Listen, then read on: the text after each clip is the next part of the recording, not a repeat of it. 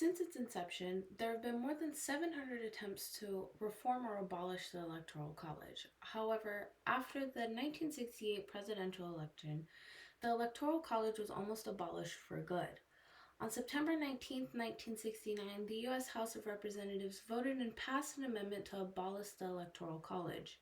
Jesse Weigman, a member of the New York Times, says it was the only time in American history that a chamber of Congress actually approved an amendment to abolish the Electoral College.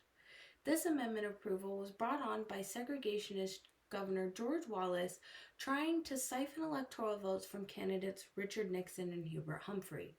Wallace wanted to make it so that neither would win the majority vote, effectively derailing the 1968 election. This attempt to thwart the most significant election in America brought the argument of abolishing the Electoral College to center stage. Lawmakers argued that it was far past time for the presidential election to be a direct one, with the victor winning the popular vote. The amendment was inevitably shot down by the Southern Democrat-controlled Senate, and the issue of abolishing the Electoral College and replacing it with a popular vote is still in discussion today. Many believe that abolishing the Electoral College is needed in order to keep our government a democratic one. To thoroughly understand why we should abolish the Electoral College, we must first consider the original rationale behind it, a few of its major problems, and what the Constitution actually supports. So you may be wondering, what exactly is the Electoral College and what do they do? Let me give you some insight. The Electoral College is the formal body used to elect the President and the Vice President of the United States. It is comprised of 538 electors, each who cast one vote, and a majority of 270 electoral votes are required to elect the President. Each state has electoral votes proportional to the number of its senators and House members. According to the Brookings Institute, the system was a compromise at the Constitutional Convention in Philadelphia between large and small states. Small states liked this compromise since each state has 2 senators regardless of size, while larger states liked this compromise because of the number of House members was based on a state's population. While in most elections the Electoral College has operated smoothly, there are some arguments about whether it is still beneficial and if the original rationale is still relevant. House Joint Resolution 14, brought forth in January of 2021, says that the original rationale behind the Electoral College was that in a time when most were uneducated, they wanted an astute body of men to deliberate over who is the best man for the presidency. Delegates rejected the idea of a popular vote for president because they did not trust the voters to make a wise decision. The resolution also states that the Electoral College is premised on an antiquated theory that citizens have a better chance of knowing about electors from their home state than about presidential candidates from out of state. Not only is the original rationale for the Electoral College based on antiquated theories, it itself as a body is outdated and faces many problems.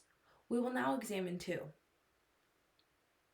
The Electoral College was established when the Constitution was ratified in 1788, so to say it's old is an understatement.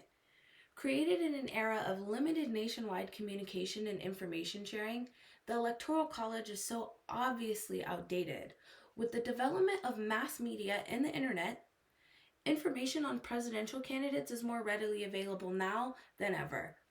We have clearly outgrown the need for other people to make our electoral decisions for us and past time to amend the Constitution. As Thomas Jefferson once said, laws and institutions must go hand in hand with the human mind. As that becomes more developed, more enlightened, new truths discovered, manners and opinions change. Institutions must advance also to keep pace with the times. Another dilemma that inflicts the Electoral College is what's known as the faithless elector problem. A faithless elector is defined by Merriam-Webster Dictionary as an elector who votes in the Electoral College for a candidate other than one who won the popular vote in their state. A faithless elector can also be defined by political parties as an elector who does not vote for his or her party nominee for president. At the end of the day, electors are still people and can make decisions to benefit themselves rather than ones that would benefit everyone. This is yet another argument as to why the country should move towards a direct vote. Now, imagine watching your favorite basketball team win by a score of 78 to 23, but somehow they still lose the game. That's possible, but for the most powerful position in the country, and that is thanks to the Electoral College. According to an article from Pace magazine, this system could allow for a candidate to win with just 21.8% of the popular vote because of how the electoral votes are proportioned.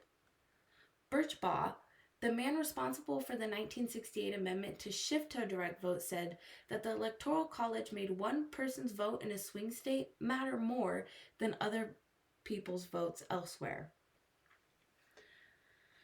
Furthermore, the Constitution contradicts itself with the Electoral College. The matter of the fact is that the Constitution supports one person, one vote, and has set a precedent as well as a preference for it with the 17th Amendment, which cites the rules for electing senators. When the Electoral College was constructed at the Constitutional Convention in Philadelphia, it represented the people who were able to vote at that time, white land-owning males. Since then, the country has achieved the goal of universal suffrage for everyone, regardless of gender, race, or age. A further example as to why now is as good as time as any to abolish the Electoral College. The government and its laws should resemble the people it represents. Hopefully now, after examining the original rationale, some of its fundamental problems, and what the Constitution actually upholds, one can see why the Electoral College should be abolished and replaced with a direct vote. Since its creation, there have been attempts to reform or abolish this decayed system through amending the Constitution. As President Abraham Lincoln once said in his first inaugural address, "This country, with its institutions belonging to the people who inhabit it, whenever they shall grow weary of their existing government, they can exercise their constitutional right of amending it or exercise their revolutionary right to overthrow it." That time is now. Thank you so much.